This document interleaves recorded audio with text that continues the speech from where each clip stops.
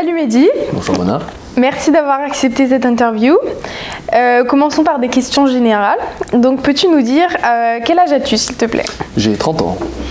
Depuis quand fais-tu partie du cercle MDB? Depuis octobre 2020. Soit 2 ans. 2 ans. 2 bonnes années. Très bien. Où habites-tu et quel est ton secteur d'intervention? Alors moi je suis de Toulouse. J'ai grandi et vécu à Toulouse. Et je fais du marchand essentiellement sur Toulouse par opportunisme. Parce que c'est là que je connais, là je me sens rassuré. Très bien.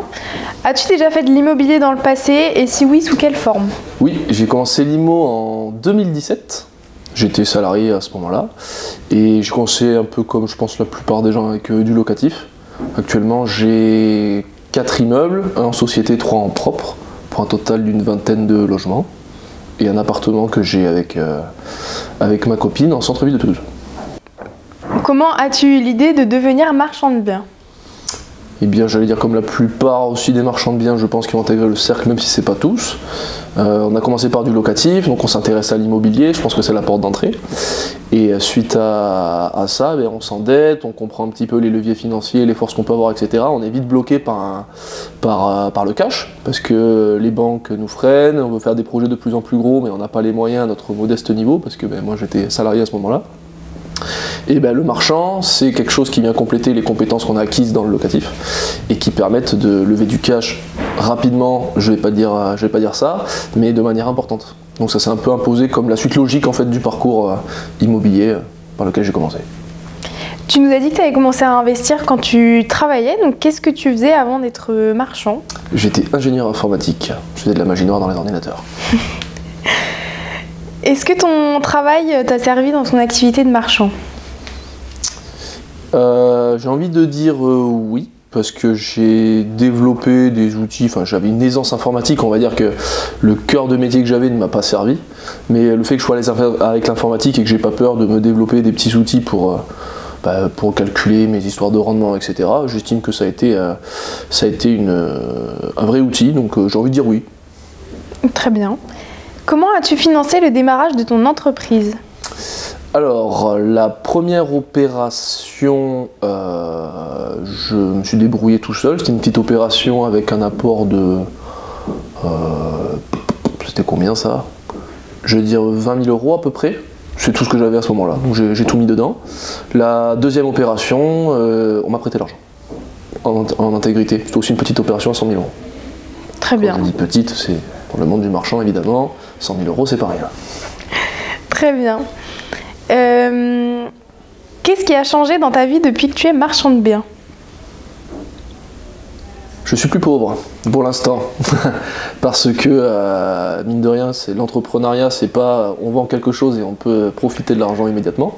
C'est quelque chose qui s'étale dans le temps et si on veut réussir, il y a l'entreprise dans laquelle de l'argent doit travailler à peu longtemps et il y a l'humain Mehdi qui doit se rémunérer et en fait c'est vraiment 2 choses différentes, donc c'est quelque chose qu'on apprend dans le cercle notamment. Donc voilà, hormis la blague, en effet j'ai un niveau de vie plus bas que quand j'étais salarié pour le moment, mais sinon beaucoup de temps, quelque chose que j'ai envie de faire. Voilà, personne m'a imposé d'être marchand, je fais quelque chose parce que j'en ai envie, donc en général on est quand même plus, je pense, plus appliqué, plus impliqué et plus appliqué dans les choses qu'on fait quand on les fait pour soi. Donc voilà, et surtout du temps pour moi, parce que je gère maintenant le temps comme je veux, et pour moi c'était quelque chose de très important, si ce n'est la chose la plus importante. Donc voilà ce que je dirais. Un peu plus pauvre, plus de temps et plus appliqué. Très bien. Et donc du coup, comment concilies-tu le travail et vie personnelle? Je sais pas trop comment répondre à ça, je vais dire très bien. Très bien. Je suis pas le plus grand travailleur de France, le travailleur le plus acharné de France, on va dire. Donc je prends du temps pour moi. Et voilà, quand des fois j'en prends un peu trop, il faut rattraper le temps d'après. C'est une organisation il y a une discipline que chacun s'impose à son échelle. J'allais dire, j'ai pas grand chose à concilier parce que tout semble aller. Voilà, donc je veux dire, j'ai pas de conciliation à faire. Tout se passe assez naturellement. Ok. Aujourd'hui, donc, tu es membre en année 3 du cercle MDB. Je te propose qu'on parle un peu de cette expérience. Donc, quelle posture as-tu aujourd'hui par rapport à ton métier de marchand de biens? Et est-ce que tu arrives à expliquer ton métier auprès de tes acquéreurs, de tes vendeurs ou de ton réseau? Alors, oui, donc commencer par la fin de ta question. L'expliquer, oui, en toute franchise, voilà. Il y a des gens qui nous voient comme des voleurs et imposteurs parce qu'on fait de l'argent alors achetant des biens, etc. Moi, j'aime bien prôner la transparence, donc ils savent ce que je fais. Ça ferme des portes. Il y a des gens qui décident de ne pas faire d'opération avec nous parce qu'on est marchand, qu'ils n'aiment pas ça. Ça en ouvre aussi parce qu'il y en a qui se disent c'est un pro, ce sera peut-être plus simple qu'avec un particulier qui va peut-être me mettre un plan au dernier moment. Donc la franchise fait que ça ferme des portes et ça en ouvre, parce qu'on ne peut pas être ouvert à 100%. Et le début de ta question, c'était... Tu peux répéter ? C'était quelle posture as-tu aujourd'hui par rapport à ton métier de marchand de biens ? Voilà, et alors je parle très ouvertement de cette activité, de mes chiffres, etc. sans aucun problème, mais c'est encore dur pour moi de dire je suis marchand de biens, parce que j'aime bien dire quand je suis quelqu'un de crédible qui a fait beaucoup. J'ai fait des opérations, j'en ai pas fait 50, donc oui j'ai fait, être marchand de biens, avoir vu tous les aspects, les avoir confrontés et avoir, on va dire, dépilé une affaire d'un bout à l'autre, je me sens pas encore extrêmement crédible ou identifiable comme un vrai professionnel du milieu encore. Voilà. Donc je me dirais, je m'identifie comme un marchand junior. Voilà, comme on dirait dans le monde du salariat. Très bien. Comment décrirais-tu ton évolution entre ton année 1 dans le cercle MDB et maintenant ? Alors, bon déjà la notion de connaissance et d'apprentissage, on apprend, enfin moi je suis rentré là-dedans, je ne savais strictement rien au métier de marchand. On va dire que j'étais arrivé un petit peu tranquille en me disant que bon, j'avais réussi dans le locatif en autodidacte comme beaucoup de gens et que j'allais réussir dans le marchand. C'est clairement autre chose. Être marchand, c'est un vrai métier. Être propriétaire de biens locatifs, c'est pas un vrai métier. Je pense que n'importe qui veut s'accorder du temps là-dessus peut le faire. Quelqu'un qui veut faire du marchand comme ça pour s'amuser, il doit vraiment s'investir énormément. Pour moi, c'est pas du tout la même chose. J'en ai oublié la question. Comment décrirais-tu ton évolution entre ton année 1 dans le cercle MDB et maintenant ? Voilà, donc du coup, donc je reprends, il y a eu toute la connaissance apportée, toutes les choses qui sont apprises.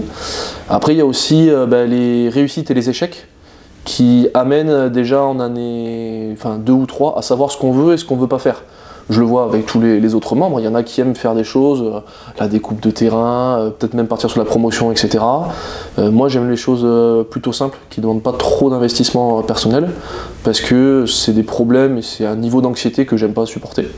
Donc je pense que ça m'a déjà appris ça, savoir ce que je veux et ce que je ne veux pas dans le marchand, qui est en fait un métier assez large finalement, c'est pas juste acheter, revendre, il y a des spécialisations on va dire. Donc voilà les différences que j'aurai. Il y a aussi le fait que j'ai commencé à avancer, à me créer un réseau de partenaires qui n'a rien à voir avec celui des partenaires qu'on a quand on fait du locatif. Donc un réseau, de l'expérience et des connaissances, et puis sans compter les copains du cercle. Voilà. Est-ce que maintenant l'activité de marchand de biens, tu l'as fait à temps plein ? Oui, maintenant du coup moi je suis au chômage, j'ai quitté mon poste il y a 1 an et demi et pour me consacrer à ce métier à temps plein. Voilà, donc c'est vraiment une activité essentielle et j'espère quand tout ça sera fini, l'idée c'est d'en vivre, oui, complètement. Génial. Avec du recul, qu'est-ce qui t'a permis d'accélérer et de vivre de ton activité ? Accélérer et vivre. Alors du coup, en vivre, je n'en vis pas encore. Je réinvestis absolument tout ce que je gagne, tout ce que je dégage pour le moment, pour essayer de faire grossir l'entreprise. Donc Mehdi, ma personne, ne se rémunère pas encore sur l'activité et compte le faire bientôt, parce que j'ai une source de revenus à côté qui me permet pour l'instant de survivre sans ça. Et accélérer, c'est toujours pareil, il y a les connaissances apportées, mais les connaissances, c'est pas un levier suffisant pour dire qu'on peut faire du marchand et qu'on accélère. Ce qui fait vraiment accélérer, pour moi, c'est les erreurs évitées. Voilà, parce qu'une erreur en marchand de biens coûte très cher, peut même te faire rater complètement l'activité, te foutre dedans pardon du mot, mais pour toujours. Donc éviter les erreurs, donc ça pour moi c'est un vrai levier d'accélération, parce que si tu ne fais pas d'erreur, tu ne peux que avancer. Et l'autre chose, c'est les moyens, les méthodes et même les membres du cercle avec qui on est. Moi, je me suis associé avec des membres du cercle, je me suis fait prêter de l'argent par les membres du cercle. C'est des choses que moi, en tant que Mehdi Benaniba, je ne pouvais pas faire, parce que comme je disais, ma première opération, je l'ai fait avec 20 000 € de côté. Et il faut clairement plus que ça pour accélérer en marchant. Et en fait, c'est des leviers financiers, des leviers de réseau qu'on a, notamment dans le club, qui m'ont permis de faire des choses que je n'aurais pas pu faire tout seul. Donc si je résume la question, est-ce que le cercle a été un vrai levier d'accélération ? Je répondrai oui. Très bien. Comment envisages-tu la suite de ton activité et quelles sont les projections de ton entreprise? Voilà, comment j'envisage la suite de l'activité? Alors l'idée c'est la suite de l'activité en fait est calée sur un objectif qui est en vivre. Donc pour en vivre, il faut dégager certaines sommes. Ces certaines sommes, on les a définies dans des objectifs annuels, triannuels, etc. L'idée, voilà, c'est de grossir pour que ma rémunération et le fait que je puisse en vivre soient de plus en plus confortables. Donc les objectifs sont pour l'instant purement des résultats financiers plus que des méthodes pour l'instant, en se basant sur les choses simples que je sais faire. Et une fois que ces premiers objectifs seront atteints et que, on va dire, je me sentirai stable dans ce que je me mets à disposition en tant que personne et ce que je sais faire, peut-être que je réfléchirai à aller plus loin, plus gros, plus difficile, peut-être et plus rémunérateur. Mais pour l'instant, on va dire quelque chose de atteignable et plutôt facile à entreprendre. En tout cas, pour l'instant, j'en suis là. Très bien. D'où proviennent maintenant tes affaires et comment les sélectionnes-tu? Alors, nous, on est 3 dans l'association. On s'est rendu compte qu'on avait un réseau qui nous apportait des affaires, ce qu'on appelle off-market, c'est-à-dire qu'on ne trouve pas sur le bon coin, etc. Et qu'en fait, mine de rien, ce réseau est très dur à maintenir. Voilà, les gens vous oublient plus ou moins vite, ou ils ne pensent pas à vous immédiatement, etc. Et avec un des associés, on a mis en place une routine on va dire une véritable routine de rencontre, de mise en relation sociale avec des personnes qu'on voit très régulièrement, qui sont en train de vraiment créer un véritable cercle vertueux d'opportunités en fait. Voilà. Plus voilà, des petits objectifs de cette semaine, on va voir un endroit où on n'est pas allé, nouveau secteur, etc. On a la chance de pour l'instant avoir quelque chose qui fonctionne assez bien sur le secteur qu'on a, qui est Toulouse intramuros essentiellement, et on va dire premier extérieur de Toulouse, les premiers kilomètres. Pour l'instant ça fonctionne. Si demain on a l'opportunité ou les acteurs qui vont bien à Metz ou à Bordeaux, ça ne nous empêchera pas d'y aller, parce que pour moi le marchand reste quand même un métier d'opportuniste, en tout cas à mon échelle actuelle. Voilà. Si tu devais donner un conseil à un membre qui débute pour avancer et progresser dans le métier, ce serait lequel? Ouais, bon, ça je pense qu'on l'aura jamais assez dit, mais je pense que l'expérience a montré que ceux qui avancent le plus vite et le plus fort sont ceux qui ont appliqué bête et méchant des règles simples et qui sont allés sur des choses simples. C'est-à-dire des choses liquides qui se vendent vite, des choses sans grande complexité administrative ou de travaux, etc. Donc faire simple, vraiment des petites opérations, en fait voir d'un bout à l'autre le processus, qu'il aille de la recherche à la conception, à la réalisation, à la vente, et même au calcul après d'impôts, de TVA, etc. Comme ça on a vu vraiment tout le processus. Et en fait une fois qu'on a ça, on est à l'aise et on est certain de quasiment pas faire d'erreur sur les autres. Se lancer de suite sur un projet où il faut sortir des sommes très importantes, un demi-million, 1 million d'euros, 2 millions d'euros, des divisions, des personnes à gérer dedans, je pense que c'est le meilleur moyen pour se planter. Donc je dirais faire quelque chose de simple et se mettre en confiance. Voilà. Très bien. Et si on parle maintenant plus particulièrement des outils du cercle MDB, est-ce que tu peux nous dire que t'apportent les différentes analyses du cercle MDB, comme notamment l'analyse secteur? Alors, je ne sais pas si je suis le meilleur avatar pour répondre à cette question, parce que j'ai participé au développement de pas mal de ces outils, au vu de mes compétences et du fait que je suis arrivé quasiment un des premiers dans le cercle. Je m'en sers absolument à chaque fois que j'ai une affaire à étudier. Voilà, c'est quelque chose de simple mais complet et efficace. Voilà, on parle pas d'une machine à gaz, c'est quelques cases à remplir, on a très vite une projection rapide de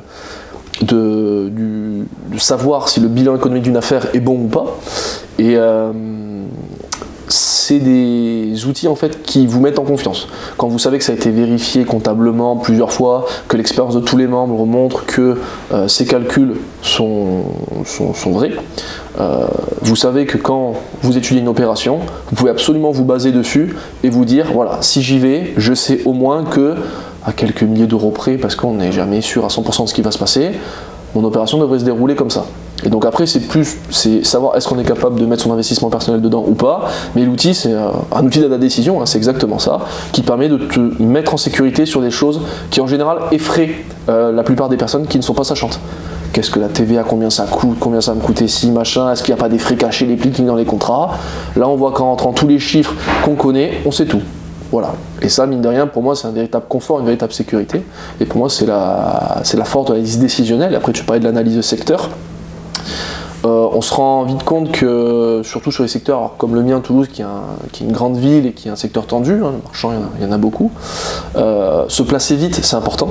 Et pour se placer vite, il faut connaître son secteur. Alors, connaître son secteur, qu'est-ce que ça veut dire? Ça veut pas dire ouais, j'ai traîné là quand j'étais jeune, c'est pas ça que ça veut dire. Ça veut dire connaître, pas à la rue près, mais presque, on sait que là on va vendre tant du mètre carré. En fait, juste avec cette information et ce qu'on te propose, tu es capable très vite, au bout de quelques mois de pratique avec les fichiers, savoir si tu peux te placer ou pas là-dessus. Et l'analyse secteur en fait partie. L'analyse secteur, c'est un fichier qui te donne le prix mètre carré en fonction d'une parcelle cadastrale. Tu vas en faire 1, 2, 3, tu en auras bouffé 150 à la fin. Sauf que cette fois-là, tu vas dire oui, Croix d'Orade, bam, enfin c'est un quartier de Toulouse, là je sais combien c'est du mètre carré. Et avec ça, tu vas pouvoir te positionner beaucoup plus vite avec beaucoup moins de doutes. Donc c'est une récurrence à avoir et c'est un outil qui est très utile et qui, une fois maîtrisé, on en a même presque plus besoin. J'allais dire quand on connaît son secteur. Une fois qu'on connaît par cœur son secteur, qu'on n'a plus besoin de vérifier, l'outil vous aura permis d'en arriver à ce niveau-là. Donc pour moi, c'est très puissant. Voilà. Génial. Maintenant, on va parler du flip. Oui. Est-ce que tu en as réalisé? Mes 3 premières opérations validées et dépilées, c'est-à-dire acheté, vendu, sont 3 flips. Est-ce que la stratégie du flip fonctionne pour toi? Et si oui, est-ce que tu peux nous raconter un de tes flips? Alors oui, du coup les 3 opérations que j'ai faites sont des flips, donc on va dire qu'elles ont fonctionné. J'en ai eu 3, 2 on va dire, une simple qui est devenue compliquée, une compliquée et une qui s'est très bien passée. En gros, là, je vais la raconter très rapidement. La première, c'est un appartement que j'ai acheté en l'état, je n'ai rien fait, je n'ai absolument rien fait. Je l'ai vendu avec une plus-value parce que je l'ai bien acheté. Sauf que j'ai eu 3 refus de prêt successifs, c'est en fait qui m'a bloqué pendant un an l'opération. Et pendant ce temps-là, j'avais les prêts à la banque qui tournaient avec beaucoup d'intérêts, parce que les intérêts bancaires à la banque sont chers. Et l'opération a été moins, on va dire, moins sexy que ce que j'avais projeté, parce que j'avais été un petit peu mou sur mes prises de risque. Donc ça s'est quand même bien passé, j'ai fait une marge positive. La deuxième, c'était une affaire exceptionnelle, on parle de faire x2 sur le prix sans rien faire, donc c'était vraiment une très bonne affaire, sauf qu'il y a eu un procès parce que la personne ne voulait plus vendre son bien, etc. Il y a eu du juridique que j'ai gagné, etc. Et on va dire x2 quasiment sur un truc sans rien faire, donc c'est quand même très intéressant. Et la dernière, qui s'est très bien passée, un triplex divisé en 2, vendu en l'état. J'exagère un peu, on a refait le niveau du sol, et on a ajouté un compteur électrique, c'est tout ce qu'on a fait. Et voilà, on a fait 20% de marge dessus. Donc voilà. Donc c'est pas des choses, faut pas se dire que ça se trouve à tous les coins de rue. Voilà, le flip sans rien faire, j'ai tendance à dire que c'est pas simple à faire. Après le flip qu'on va dire un peu pas parfait mais plus simple, à savoir, voilà, des fois refaire une cuisine, un coup de peinture, un stratifié, c'est à la portée d'absolument tout le monde. Qui n'a pas peur de se lancer dans quelques petits travaux, et ça suffit parfois à dégager les sommes suffisantes pour le flip. C'est ce que je recommanderais à toute personne qui rentre dans le cercle dans tous les cas. Parfait. En moyenne, combien est-ce que tu fais de marge sur un flip? Alors en pourcent ou en montant? Comme tu préfères. Ça va pas être compliqué. La première, je devais faire 24%, j'ai fini à 15% en faisant 17 ou 18 000 euros de marge. La deuxième, j'ai fait 60 ou 70% de marge en faisant 60 000 euros. Et la troisième, où on est tous les 3, on a fait 18%, 64 000 euros de marge. En toute transparence. Voilà. Très bien. As-tu déjà réalisé un flip parfait, donc c'est l'achat et la revente dans la même journée? Non. Non? Non. Il y en a un qui a traîné et d'autres où il y a eu 2 mois, 3 mois de délai parce qu'il y avait des documents administratifs essentiellement. Voilà. Mais c'était pas parfait, mais pour moi c'était parfait parce que je n'ai rien fait dedans. Voilà. Au-delà des flips, as-tu déjà réalisé des immeubles de rapport? Si oui, est-ce que tu peux nous raconter? Alors non, mais j'en ai un en cours de réalisation qui est un immeuble que j'ai en location. À titre personnel, que je vais vendre à ma société, que je vais vendre à la découpe. Donc je suis en train, j'ai pas encore d'expérience puisque je suis pas arrivé au bout, mais c'est en cours. Très bien. Lors d'un achat immobilier, quel point vérifies-tu forcément avant de faire une offre? Quel point je vérifie absolument? Alors, la première chose que je regarde, c'est être sûr de mon prix de sortie. Voilà, comme ça, je sais à quel prix ça part et je me dis que quels que soient mes calculs, si j'arrive pas à ce prix, si mes calculs ne me permettent pas d'avoir la marge que je veux, c'est-à-dire au moins 20% par rapport à ce prix de sortie, déjà j'y vais pas. Ça c'est la première chose. Après la deuxième, souvent, c'est on se rend compte que les gens, ben, voilà, soit ils sont pas formés, soit des fois ils essaient de cacher un peu des choses, que ce soit des agents ou des propriétaires. Donc c'est important de savoir exactement ce qu'on achète. Alors, des fois on peut acheter, typique on a le cas que j'ai eu aujourd'hui, on se plaçait sur un local qui est censé être à usage d'habitation et commercial. C'est quelque chose qui est écrit noir sur blanc dans le règlement de copropriété. Donc on était assuré. Et notre notaire nous a appelé aujourd'hui en nous disant on a vérifié la matrice cadastrale, ce n'est pas une habitation. Or nous on avait prévu de le vendre en habitation. Donc c'est vraiment quelque chose à vérifier, même si on vous dit que, si ça semble que, des fois la désignation ou ce qu'est un bien n'est pas ce qu'elle semble être. Sauf que ce qui a raison, c'est l'autorité, à savoir l'urbanisme, etc. Donc c'est des choses très importantes à vérifier. Quel est le type de bien? On appelle ça c'est la matrice cadastrale qui va vous donner ces éléments d'information. Donc c'est la première chose que je vérifie. Très bien. Pour finir, est-ce que tu négocies systématiquement le prix d'achat et pourquoi? Non. En fait, ça revient un peu à ce qu'on disait sur connaître son secteur. Si on connaît son secteur, on sait son prix de sortie. À partir de ça, on sait très rapidement si on est dans nos objectifs ou pas. On est sur un secteur tendu. Avoir une opération, c'est déjà difficile parce que nous, on travaille à des marges hautes, à savoir 20%, et beaucoup de marchands qui ont des stratégies différentes travaillent à beaucoup moins que ça. Donc se positionnent à des prix plus hauts que les nôtres. Donc c'est des concurrents vraiment directs. Donc quand on sait qu'une affaire semble coller tous les points, cocher toutes les cases de sécurité et de marge, si le prix est là, on est déjà allé au prix. Typiquement l'affaire dont je te dis, j'ai fait 60% de marge, j'ai fait l'offre au téléphone sans conditions suspensives et sans avoir visité. Je savais que l'affaire était bonne, quel que soit l'état de l'appartement. Ça m'a permis de faire une très belle opération, j'ai pas négocié le prix. Voilà. Et l'affaire qu'on a avec les associés, la dernière rue du Thor, pareil, pas de négociation de prix. Donc pas systématique. Génial. Bah écoute, merci beaucoup pour ton retour d'expérience. Et merci à toi.